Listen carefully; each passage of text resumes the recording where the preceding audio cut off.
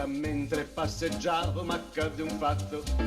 Un giovanotto matto mi s'accostò d'un tratto, mi invitò a sedere in un caffè molto fuor di mano, poi con accento strano incominciò a narrare.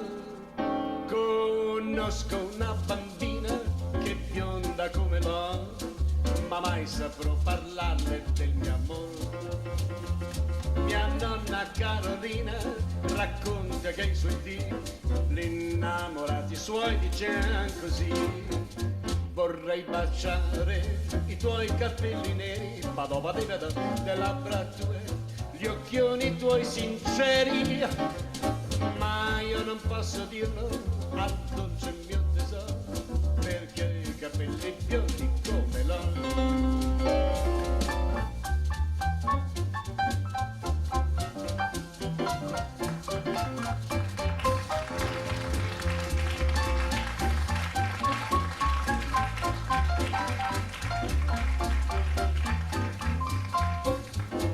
Vorrei baciare i tuoi capelli neri, le labbra tue, gli occhioni tuoi sinceri, ma io non posso dirlo al dolce mio tesoro, perché i capelli biondi, perché i capelli biondi, perché i capelli biondi come l'oro, papà, papà, papà.